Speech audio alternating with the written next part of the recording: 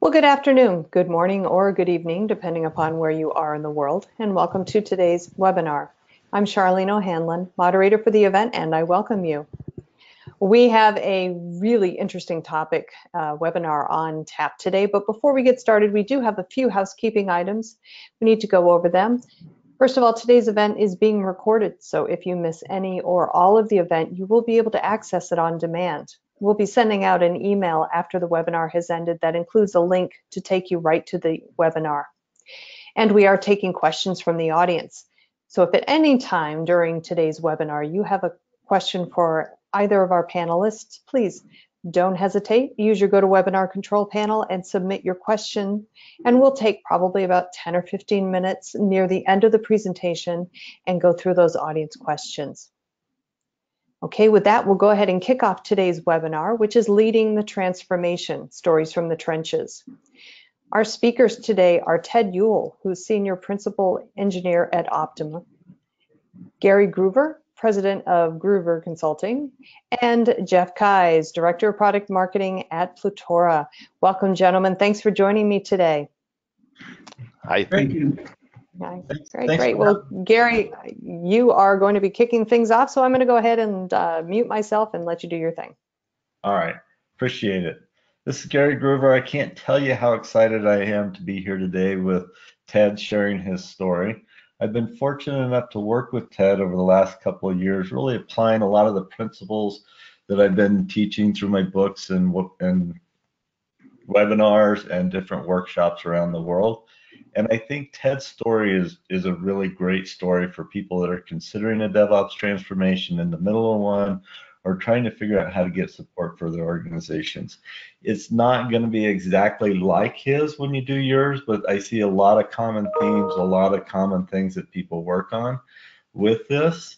And that's why I thought it'd be really important for Ted to share his story, because it's a realistic and it's a real story.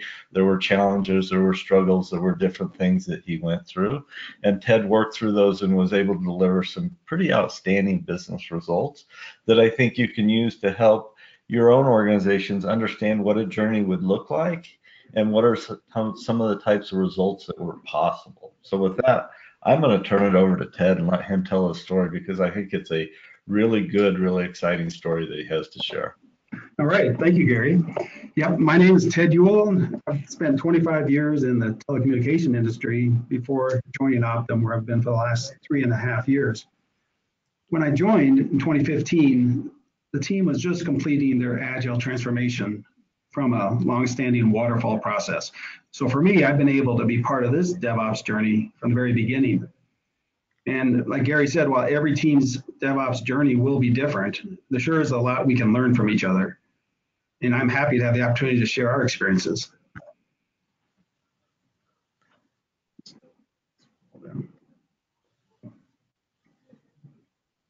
So Optum is a health service and innovation company, and it's part of the United Health Group.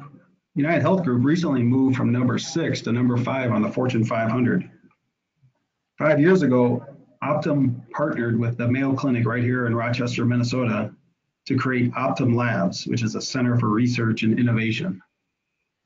You may remember Optum as a company that was brought in to help out with the Affordable Care rollout when it was plagued with all those technical problems in 2013.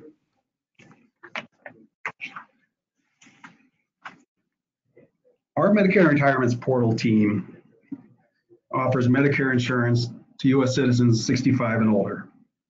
They have the opportunity to buy Medicare insurance during each year's annual enrollment period. And right now, we are 1 week away from the end of this year's annual enrollment period. It happens every year from October 15th to December 7th. Our team, we build web portals to offer our members ability to buy Medicare insurance and also to educate our prospects on plans, benefits, enrollment opportunities. Now, while plans can also be purchased through telesales and brick and mortar building, in fact, you've probably seen the TV commercials. They're even on during the Olympics. You know, as a nation as a whole, and baby boomers in particular become more tech savvy, more people are choosing to buy everything online, including their Medicare insurance. I have a picture of a ski lift. if you've been part of the DevOps movement for a while, you would have heard people talk about or write about their DevOps aha moment. And for me, my DevOps aha moment occurred right here on a ski hill in Minnesota. My son and I were riding up a chairlift, and it was really one of the very first good ski days of the year. And I remember while the resort was super busy, we were impressed by how smoothly everything was flowing. The team had met with Gary that week, and we had been talking about concepts such as gated commits and fast feedback loops. I started to think of skiers and snowboarders down below as user stories moving through a deployment pipeline. And two main things jumped out at me that really were enabling the efficiency that we were witnessing. First, there was a quality gate in the form of a chairlift at the bottom of the hill. Everyone had to pass through it, scan their lift ticket before they could pass through. The second was the realization of the importance of accurate data presented in real time. The main idea was that whether you're on a ski hill or a software development team, no one would choose to be a bottleneck. Now, in the physical world, like the ski hill, information about where the bottlenecks exist comes basically for free. If a ski lift stops or a skier falls down, you can ski around them or choose a different lift. But in software development, the only data telling you how your deployment pipeline is working is what we choose to extract from the data sources and make visible. And it was also becoming clear that when we compare ourselves to other real world applications, we weren't matching their efficiency. But we'll come back to that later. So let's begin. Well, one thing that's really interesting is you say your aha moment. It was really fun to see the light switch go off because we've been working together for quite a while. It had taken a while to get some of the issues you're going to talk about resolved. And it was finally when that system was up and running. And I call a good automated deployment pipeline the forcing function that aligns the organization. And you can get away from status meetings and status up meetings because everything's flowing together and you can watch things flow down the deployment pipeline. It's hugely powerful when it comes together. And it was just really fun to see the lights go off in your head when you just finally got it all working and just saw the value of it. That was a really enjoyable part of the journey for me. Yeah, me too. In fact, we're just focusing on the technical aspects of it. There are cultural and real, take yourself out of just picking a technology tool and thinking about the problem from a different angle. And it was fun. I'm explaining that to my son, why I was so happy to see these snowboarders. So what you're looking at here is the first release we did after we had converted to Agile, and I'm just showing it because it's sort of a milestone for us. We did this was our AEP release in 2015, and we had a strong release, but what was noteworthy is that the entire team stayed back for 4 weeks after this 5-sprint or 10-week deliverable. So after 5 weeks, we have what's called a soft code freeze. It took 100% of the team to stay on through 4 weeks to regression and harden and performance test the release and get it out the door. So, but if you had asked any one of us, we would all said, yeah, we're agile. Our Scrum Masters have completed the Scrum Master certification. Our POs attend daily Scrum calls. We write user stories in Gherkin's format, and so on. You know, our automated tests are function. We complete retrospectives. We even have daily Scrum of Scrums. But in this release, we found 341 defects after soft code freeze, and 15% of them were with external downstream systems.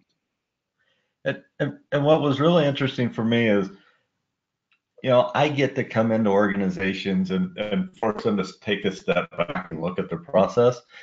And frequently, so many people are so busy running their process on a day-to-day basis, they don't get an opportunity to step back at it and look at the opportunities here. And while these teams have been creating automated tests that they would run at the team level at the end of each sprint, the automated regression and the rest regression really weren't rerunning the regression tests over and over again until they met that, you know, week 11 and they went into the end game and they thought they were functionality complete. Then they went to the testing and we started asking, well, why don't you run this test on a daily basis and keep people to try to keep them passing? And there are a lot of reasons that Ted went through, but this whole idea of when you change capabilities, you also need to change the rules of your business to take advantage of those capabilities, which was something that seems obvious in hindsight. When the team was so busy running it, they really didn't take the opportunity to step back and look at making those changes. Exactly. And so we're going to follow this theme throughout. So we'll show in 2015, we've just come off Agile. We were doing 5 releases a year, 4 weeks of hardening. It sure felt still a lot like waterfall. We met Gary first in October during AEP of 2016. And at the first meeting, Gary did a great job of painting this picture of a high performance team, talked about opportunities we had to make both large scale and tactical adjustments. And as we were building out our deployment pipeline, we heard a lot of these ideas and they understood them conceptually, what we needed to do. But it really wasn't until we started our transformation and felt the pain firsthand that some of the ideas really came to life. The progress we made in 2017, well, we added our first, so we met Gary in October on our journey. It was the end of January that we hired our first DevOps engineer, and he went to work right away, creating our automated vital business functions, just creating a suite of regression automated tests for us. We had a service virtualization product in-house, and we started to use it exclusively to address those 15% of the external defects we were finding. And we started this, gated commits was a new concept for us, and we started the proof of concept for the gated commits in 2017. The issues still were the same. We had our automated tests were still brittle. Tests would take a long time to run. We were running them serially, and we weren't running them early enough in the deployment pipeline. We were writing tests and getting results, but our manual testers were finding them at about the same time. And so in some cases, we'd have duplicate defects. But again, we were rolling out and just getting our feet under us. And we were still finding bugs late. Yeah, go ahead, Gary. And this isn't unusual, right? We came in, we did the workshop, we found the opportunities, you went into your end game for the year, you struggled to find a resource. It's not uncommon for me to go into organizations and here's the opportunity, but people are so busy, committed to 150% of their capacity that it takes a little while to find the capacity to free up to get it done. And that's why I think it's so important that you get the executives buy-in and leadership, because some of these things that you'll see Ted doing, he was able to do from within his organization.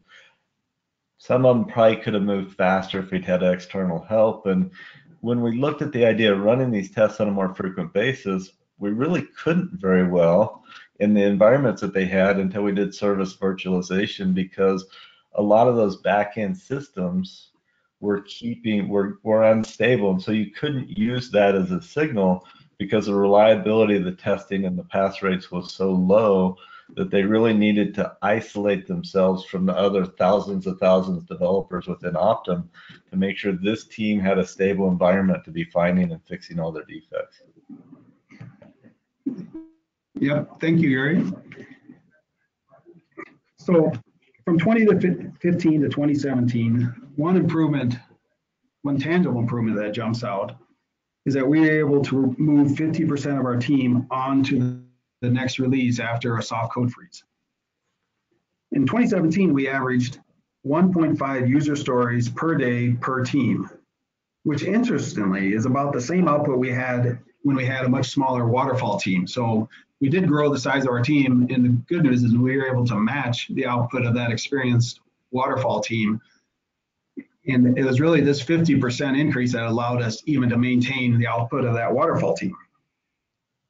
At this point, this is also the point we began to think of, really started to weigh in that this time after soft code freeze is really waste. If you start thinking of shifting left, and if you can complete your work in a single pass, for instance, by the time you get to soft code freeze, you should be ready to deploy. A lot of things were getting kicked down the road, and we know that we have this full month to harden ourselves. The idea was this is actually waste and efficiency, and that's our opportunity. If you read the business books, they'll say it's not waste, it's opportunity. And I think the focus on that waste enabled you to prioritize the things you went after in an organized manner, which was really, I think, helpful in terms of being able to deliver the business results that you did, that you're showing here.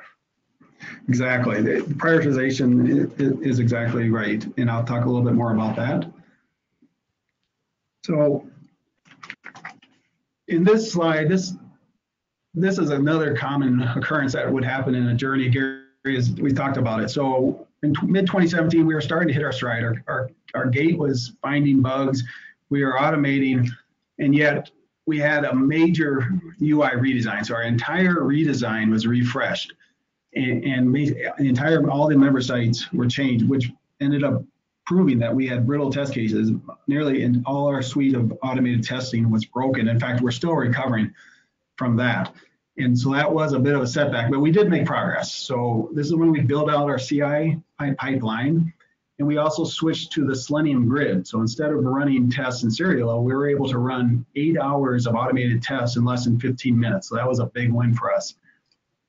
Gating was working, at least the phase 1 of the gate. We hadn't raised the gate yet. We were only testing with a handful of tests, and it was catching bugs, but it wasn't catching the content bugs and the visual UI bugs. If something was supposed to be bolded and it wasn't, we weren't catching those types of visual UI bugs. And so we started a proof of concept for both visual UI testing and API positive negative testing. And this also was a time we brought in Kubernetes and OpenShift. We weren't able to go end-to-end OpenShift at this point, so we started in our dev and test environments and rolled out OpenShift to those environments with good success. We still in 2017, going into 2018, we're doing 5 content releases a year. We're probably doing 20 releases a year if you include the hot fixes. We're struggling to get back to our 100% regression, and we were still finding bugs after soft code freeze. No question about it. But the interesting point is, just with those few tests that you started adding to gate it, started taking waste and inefficiencies out of that backend system. So the important takeaway for people is you don't have to be all in or done or completely deploying daily or those types of things to start taking waste and inefficiencies out of the system. If you start where the biggest sources of waste are in your organization, you can start making changes that over time start delivering the business results that you need to maintain momentum for your transformation and free up capacity to continue doing the work. Yes. So in fact, in 2018, we were on pace to deliver 1.8 user stories per team, which is a full 20% increase in productivity. So, so our team has grown, but we're delivering over twice the number of user stories as we did in 2015. But we still have considerable inefficiencies and waste. So now, by the end of 2018, we're expecting 20% of our teams to stay back and harden the release. We've shortened the release to 3 weeks. 80% of the team is moving on, and we have a 20% increase in productivity. And I think that's huge. I mean, don't go understating how much of that in the end game. A lot of organizations, as they start to add staffing, find that they slow down. But what Ted's team was able to do is, as he put these pieces in place with an automated deployment pipeline, not only were they able to scale and add people without slowing down, they scaled and added people and were able to speed up in terms of user stories per person, and at the same time really started taking waste out of that in-game piece. By mid 2018, in order to help speed us along, we were able to hire a second DevOps engineer. And as we started to gain understanding of where the defects were coming from, we started to ask some hard questions about every defect. We required teams to provide a detailed root cause analysis each time. We consolidated and studied the results, and it was really those hard questions that we asked that started to make more progress. So how did this defect make it through your team's development and acceptance cycles? How did it make it past your quality gates? And this really was a great milestone to reach. Instead of just being inundated with defects and have the attitude that defects happen and other people fixing others' defects, we wanted to ensure that the developer who caused the defect is the one who fixed it. But also, we now were in a position where we could go back and add automated tests to catch that type of defect, or go back and look at the acceptance process that was happening within the sprint in the definition of done, and saying how is the story marked done, if there are these defects. So that was another exciting milestone to reach. And as far as prioritization, defects became a perfect tool for us to help us prioritize our ongoing change effects. So for instance, the quality gate was now catching the majority of our logic defects, but wasn't catching content. And now we are up to 40% of all our defects were content related. So while we had started the visual testing proof of concept, we really took that into high gear and pushed that out to all the teams. Software does a way better job than humans do of looking at 2 pages and detecting a difference, a small difference in the page. So why not let the robots do it?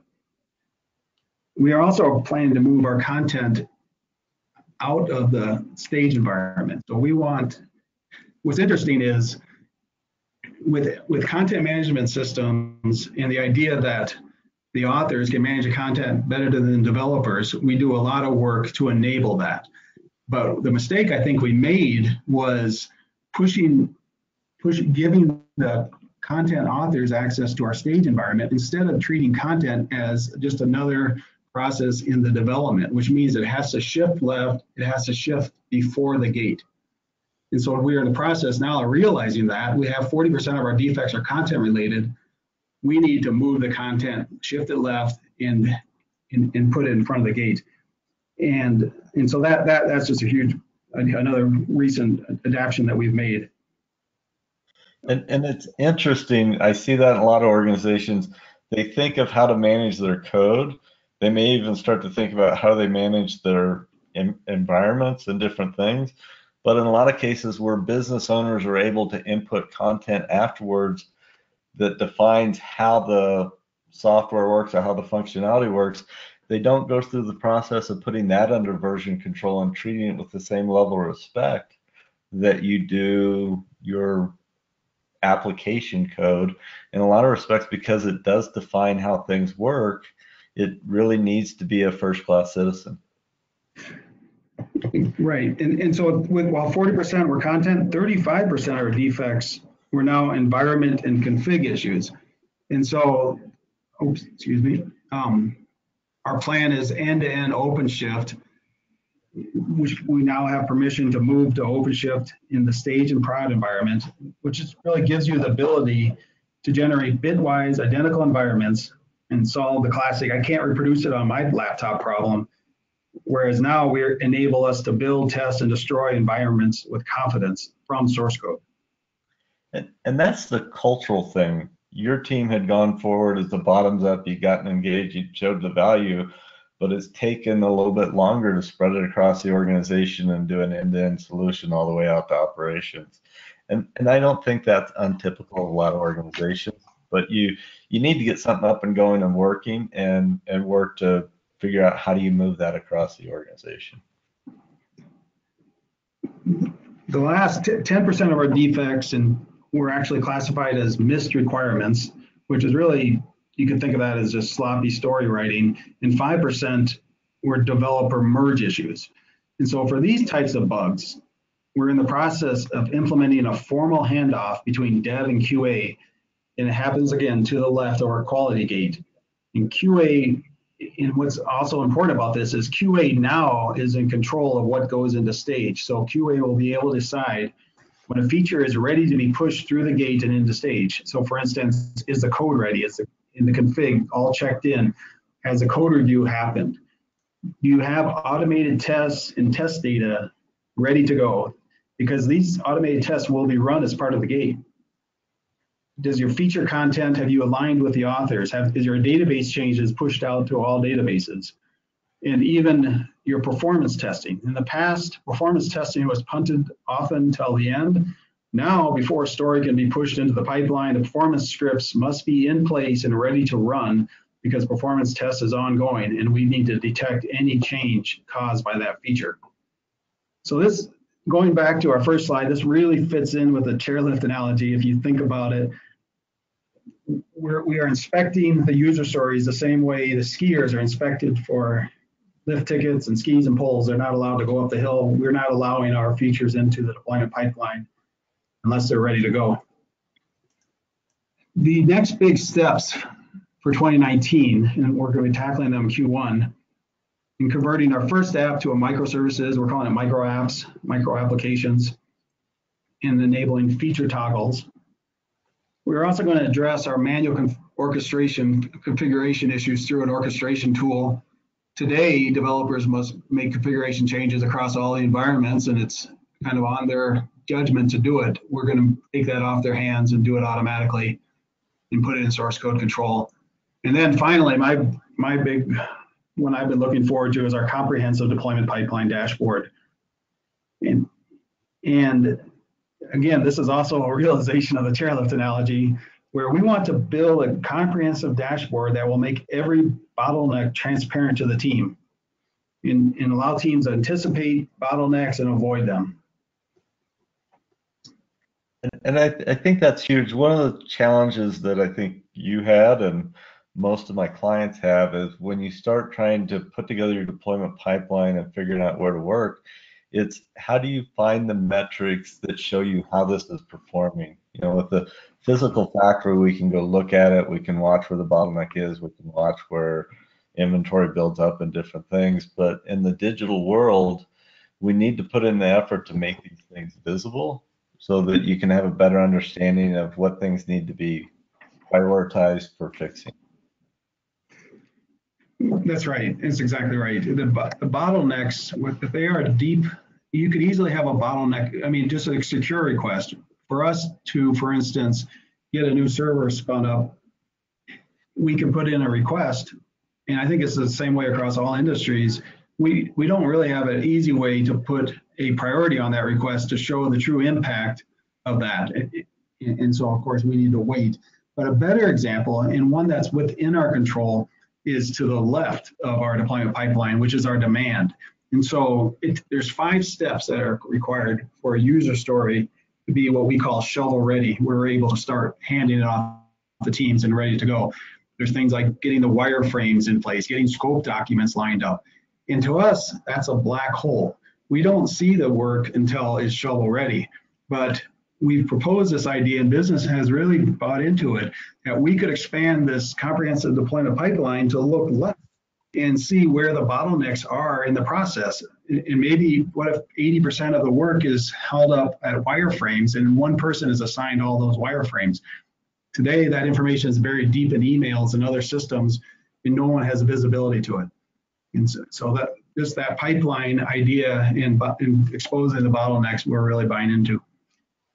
You know, it's interesting.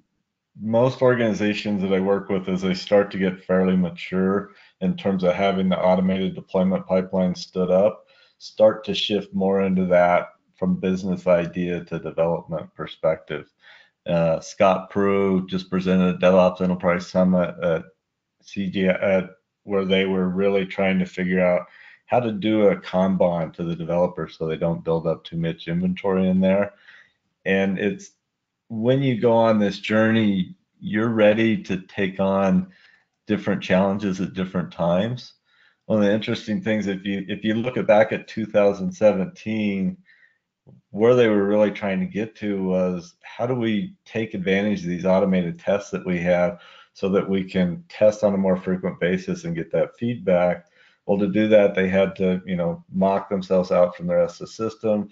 They had to make sure their systems were stable and different things.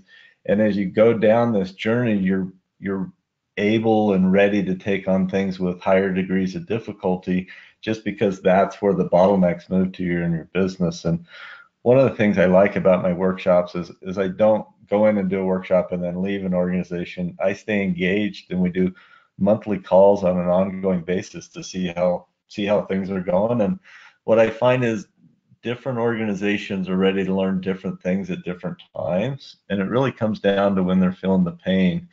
One of my favorite ones was Ted called me up and he was struggling with a problem, and he called me on the phone and we're chatting through it, trying to figure out how to help him.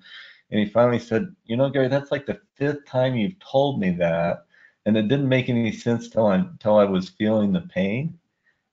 And now that I'm feeling the pain, it makes perfect sense. It's an intuitive. So, one of the things I do with my workshops is I try to teach everybody everything that they need to go on in the beginning. But in a lot of cases, what I find is maybe I didn't understand something that was unique to them, so I couldn't put it in context.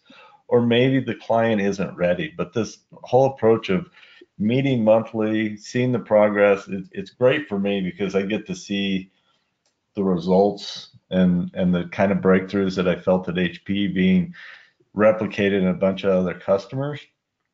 And I also think that I'm there at the time that the client is ready to listen because they're feeling the pain of the issue instead of just giving everything up front and then following up at the end with some ideas. This idea of continually engaging, it also gives me an opportunity to learn from Ted and team. There were some things that I hadn't considered, hadn't thought of, that were unique to their situations, and I got to learn a lot from them that I'm able to use to help other clients as we engage in helping them with their journeys.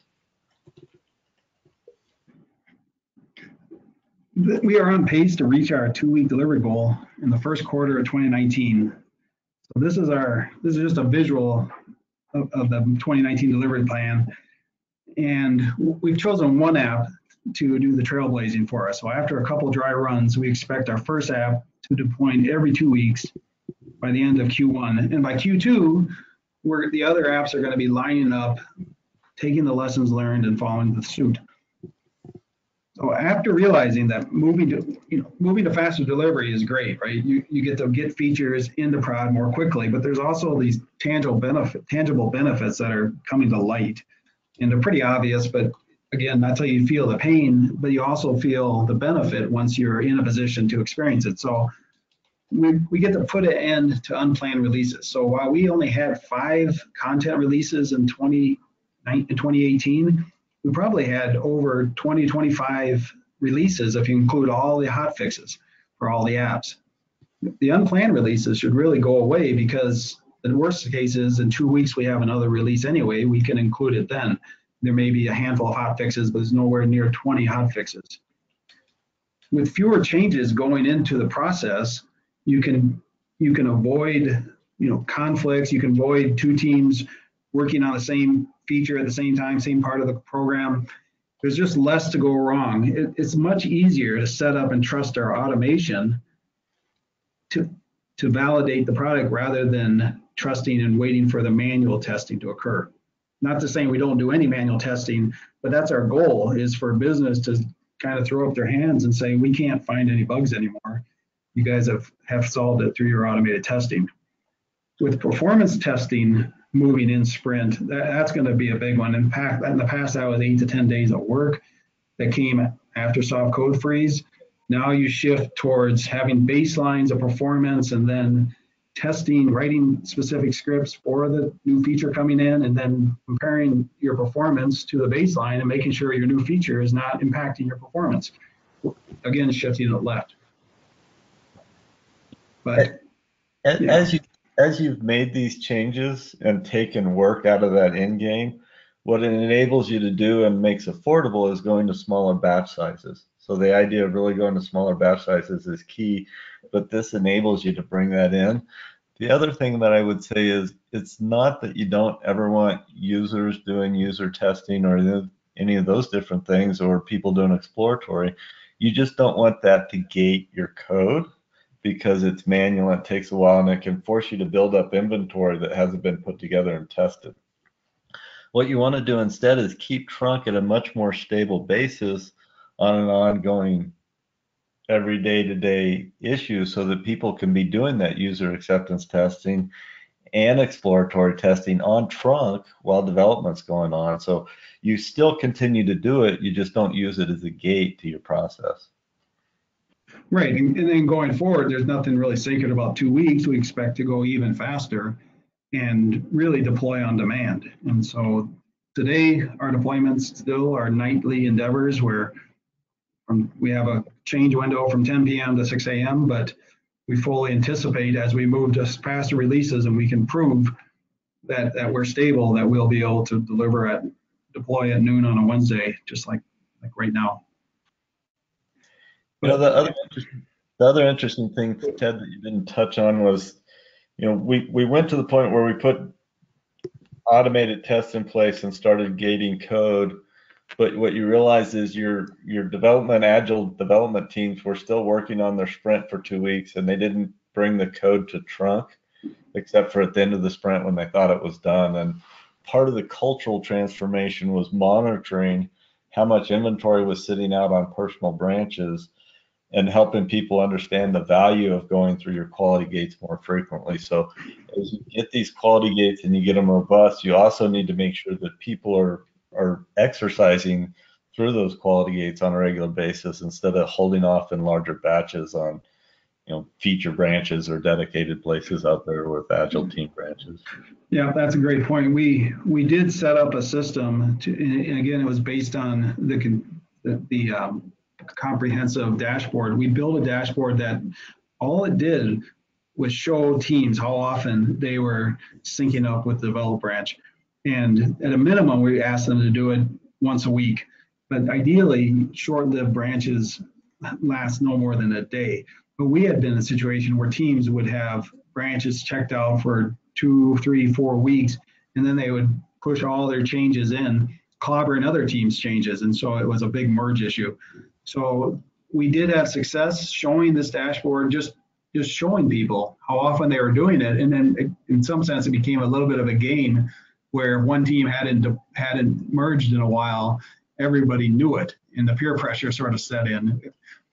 So that's a good point. That's another example of bottlenecks that you can look for in your existing pipelines and take steps to avoid them.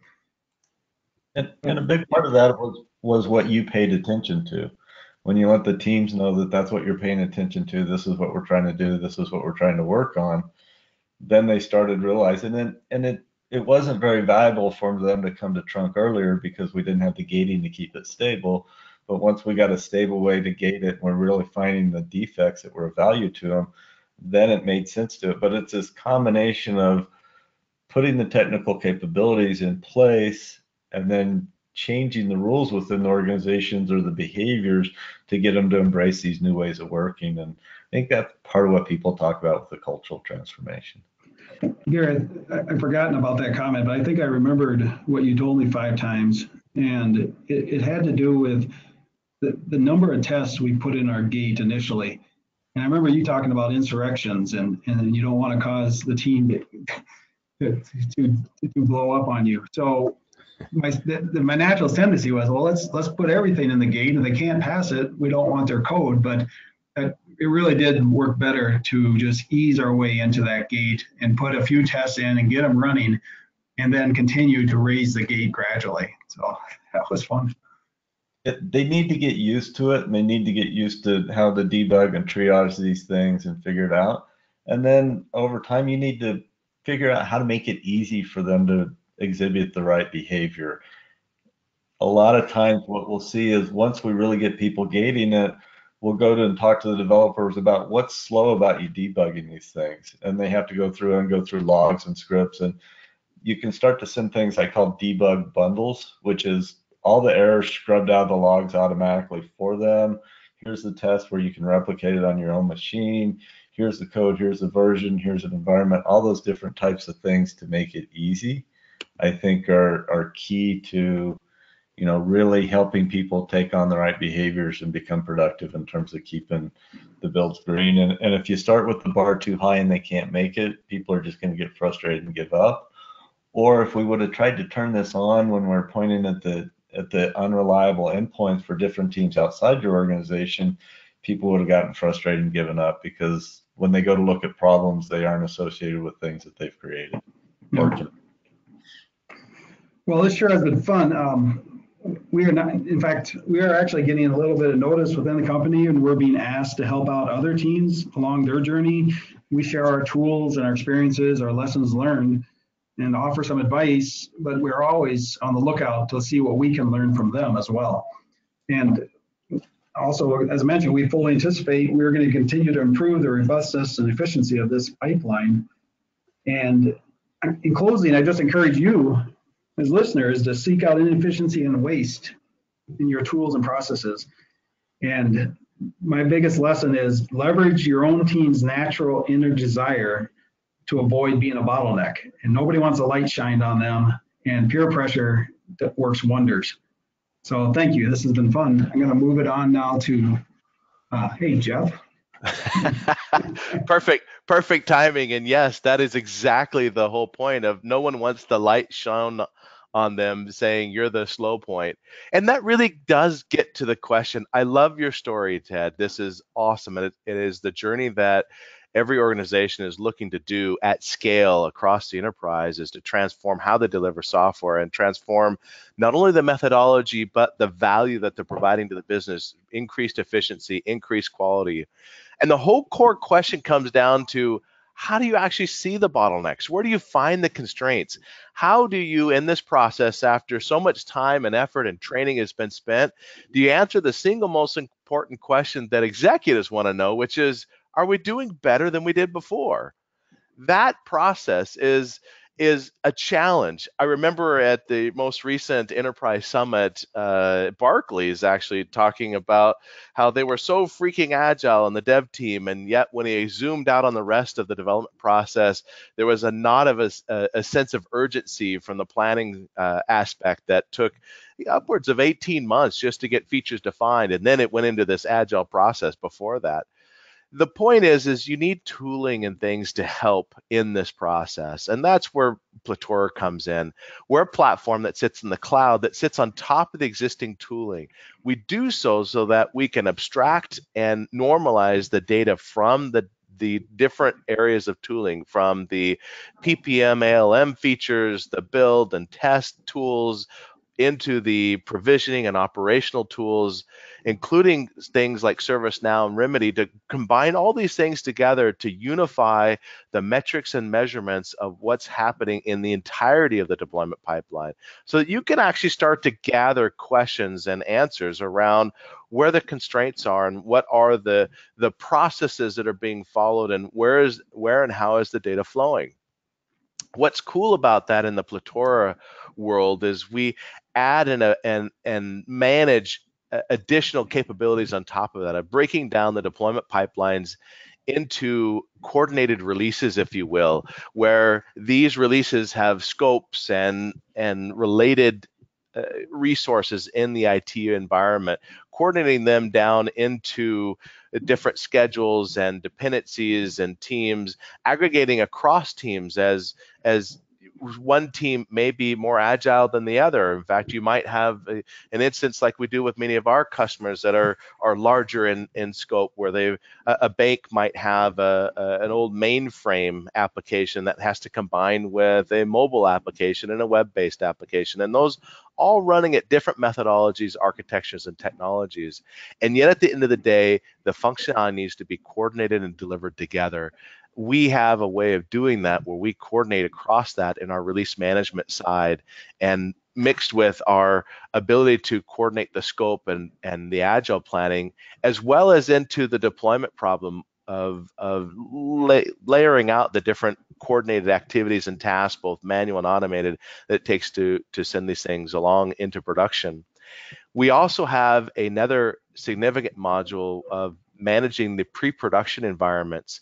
These environments to manage the configuration and the dependencies and the requests and the bookings of them, whether they're automated in their configuration and provisioning or not, it doesn't matter. We give the ability to be at any point of level of maturity in your automation and DevOps journey to help you in the progress, so that then you can look and see, for example, in your environments, how much time are you spending sending developers on to fix problems in configuration, provisioning, or deployment in environments versus the data that gets there, and which ones should be automated further.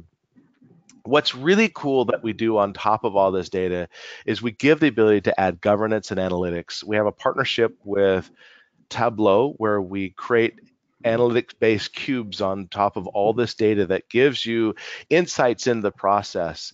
This does some interesting things. It's not just a report, but you can now enable to management insights and transparency into every single delivery pipeline, every single team. You can give them the ability, as well as you as a development manager, to compare one team versus another, one methodology versus another, or compare an individual team to itself over time and demonstrate in a proof-based manner, showing actual metrics of the delivery process, of how well you did over time, improving that single most important question. Are we doing better? And if so, how much better? Where are the constraints? How do we see this? Integrating that with the value stream map and the related metrics that show on it will isolate in and allow you to focus in on the constraints that are being found. The further step of that is the ability to then do what if scenarios on, well, what if I change this aspect of the process, and be able to discover we expected these aspects to be better, and how well did we do on what we expected to have happen and what was not. And always, as you notice in this journey that Ted, you brought out, what you're interested in one phase is not what you're interested in the next. You sort of need this rich set of data to follow your nose into problems, and as you see problems, you can then drill in and look for the next set of problems. And the kinds of analytics and reports that you would show at any point in time will change depending upon what's important and which team is looking. And that's the value of the platform that Plutora provides. The combination of all these things we call value stream management. It's the combination of the people and the process and the technology that allows you to map and ultimately visualize the manufacturing floor. We act as the flight deck controller for software delivery, regardless of the methodology being utilized.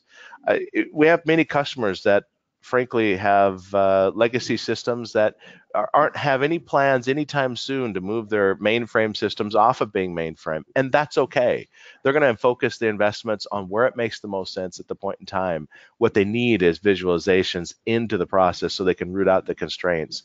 And as they whittle away at those legacy systems and moving them to newer systems, we can now demonstrate the value. That is the whole value of the platform, and that's why we're so excited about this story, because this journey exemplifies why our solution is so important to have, so you can provide that analytics out and the metrics and so forth. It's really just making the digital manufacturing floor visible so that you can figure out where your biggest problems are that you need to address and show progress on your journey. And that's true for most organizations that I go into. That with the manufacturing line, you can see it, feel it, and watch it. With digital, when you really start to get into improving it, it's really getting that ability to see it. That's one of the first steps to improving it. That's exactly right. Hey, exactly. I can move on to the next slide. Okay, and I think we're ready for questions and answers. Yep. Excellent. All right, great. So we have about 12 minutes for question and answer, but before we get started with the questions, we've gotten some in so far, but just a call out, if you have a question for either Ted, Gary, or Jeff, just go ahead and use your GoToWebinar control panel and submit your question, and we'll get started with the first one. I think this one is for you, Ted. Did you run into any resistance from the development teams to the changes? And if so, how did you help them accept and adapt? Okay, great question. And you run into resistance from all aspects up and down the chain. And what you can do is you can put the best system in front of people. But really what works, and we've said it, is really you turn it around and you just basically shine a light on the current situation. You put names into the system, and everybody and all their peers can see what the trouble is and where the bottlenecks occur. So that's how we're planning, and how we have gotten around it is just by showing the reality. And as we just saw in the software industry, you only see what you choose to extract and make visible. And so if you have a problem, make it visible, shine a light on it, and put a name on it. Put the person's name or the department where the problem is, and in a good working organization, people will take steps to avoid being on the bottleneck. So that would be that's how we've handled it. And Ted, you were kind of a leader over the dev organization, so you had some influence to say, here's the changes that we need to be making, right? Right. We could. But you can go with a carrot or a stick. We always choose a carrot, and also we're learning that peer pressure and people's willingness to do the right thing is a tool that you have that possibly is underutilized. Mm-hmm. Okay. All right, great. Next question, also for you. How do you handle the visual automated testing? Visual automated testing, we've looked at a variety of solutions. We are currently looking at one from Backstop.js, which is a Puppet product, and it's an open source. All right. Great. Let's see. The next question. This one looks like it's for you, Gary. What are the things you see similar to other organizations, and what things are different? You know, the one thing that I see common is it tends to take a while to find the capacity to do these improvements.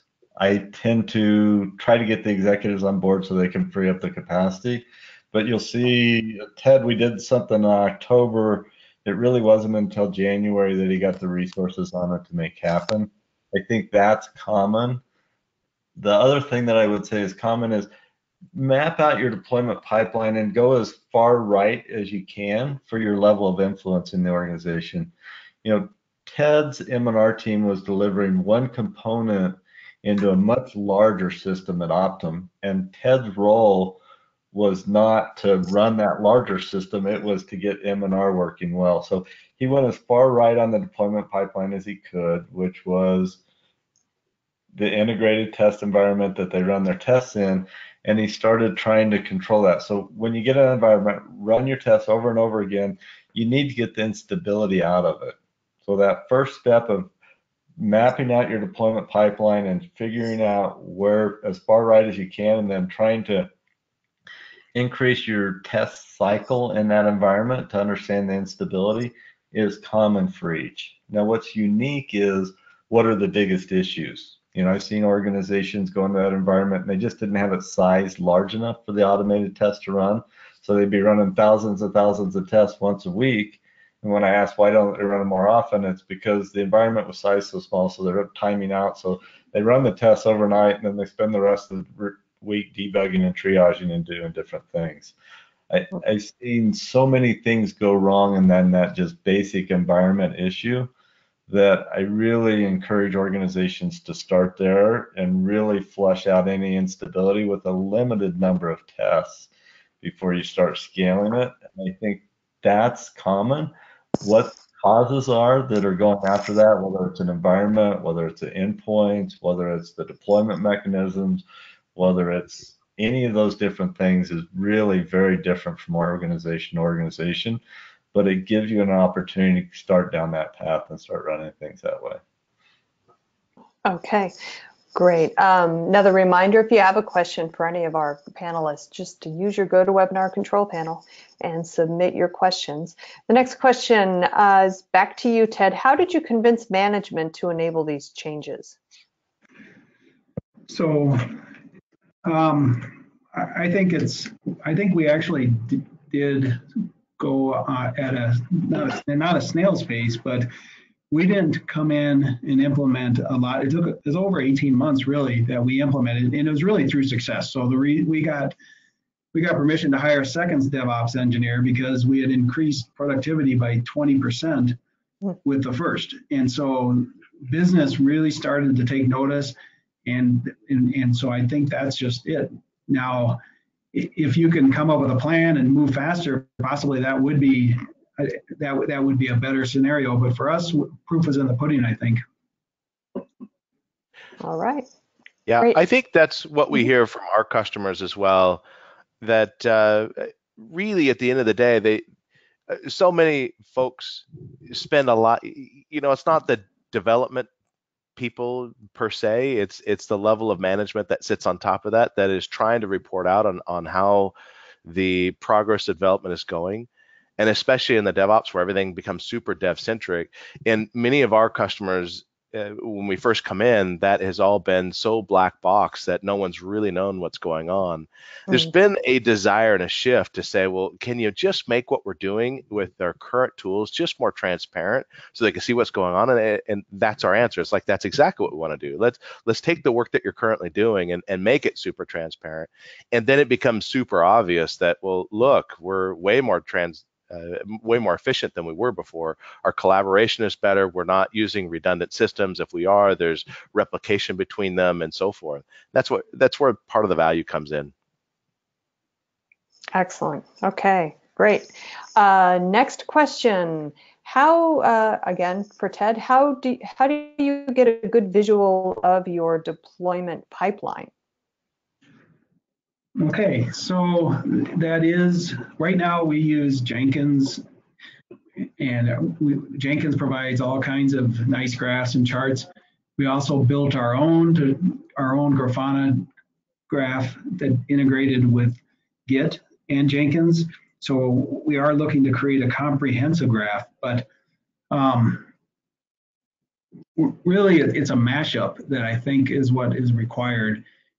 What you're looking for is any data source that has the potential to be a bottleneck. And I use the analogy of a dashboard on a car. So an engine is really a black box. You would take the dashboard for granted. But if you're driving down the road and you're going 60 miles an hour and it's low heat and you got a half tank of gas and you have an hour to go and you look out and you see a clear day ahead of you, within a half second, you know you're going to make it on time because of the genius of that dashboard that was put in front of you in that automobile. And we don't have that yet in our deployment pipeline, but what if you did? What if you could see all the tangible, all the bottlenecks, the red light, engine light coming on at the exact right time? And so we're looking, right now we're looking at other options out there to see how we can get and realize that dream of having a comprehensive dashboard that drives our decision making. That's one of the most valuable things I had at HP was a very good dashboard, and I typically get to work an hour before everybody else and spend an hour just looking through all the metrics, and I knew exactly what was going on. I didn't need status to status meetings. I could just watch the deployment pipeline and things moving through it. And then the rest of my time was spent wandering around the organizations trying to understand what was getting in the way of people trying to do what they needed to get done and prioritizing that for the next iteration. This idea of being able to see what's going on, visualize it, and drive it is really key to being able to get the organization aligned on driving the changes. That's exactly right. Well, and just to pipe in there, that's one of the features that we have on our environments, in fact, is our continuous delivery pipeline, where you can actually get metrics back in from both Git and from your CI tool to see what's where and how is it going, what's the status of latest builds and what changes have been rolled over to them, what's the progress of test on them. When you come back into the Insights dashboard, you can see a combination of the different projects that are converging there, the governance and compliance gates that are adhered and the progress of adherence, whether those be manual or automated. That kind of visualizations are super important as you get looking forward to your pipeline. And like you said, Gary, you just sort of look for where are the problems, where are the lights red, so I know who I need to go talk to today and find out what problems to go solve and how do we make that efficient and how do we prevent it in the future so that these things are prevented. Not that we discovered that we had a problem, but let's build that quality in before we ever get to that point. All right, great. Well, we are about 2 minutes to the top of the hour, so unfortunately that is all the time that we have for questions. I do want to thank everybody who did submit questions. Lots of good ones today, so thanks so much. Also, would like to remind the audience that today's event has been recorded, so if you missed any or all of it, you will be able to listen to it. Or if you just want to listen to it again, you'll be able to listen to it on demand. We are sending out an email post-event that will include a link that you can use to access the webinar on demand. The webinar is also going to be living on the devops.com website. So if you're there and you want to check it out, just go to the webinar section on demand, and it should be right there waiting for you. And while you're there, go ahead and take a look at all the other webinars that we have, both upcoming and on demand. Hopefully there'll be something that that pique your interest and you're interested in. Ted and Gary and Jeff, thank you all for joining me today. Great presentation. Thank you. All right, Thanks. great. And thanks for the audience. Thanks to the audience for joining us today. This is Charlene O'Hanlon, and I'm signing off. Have a great day, everybody.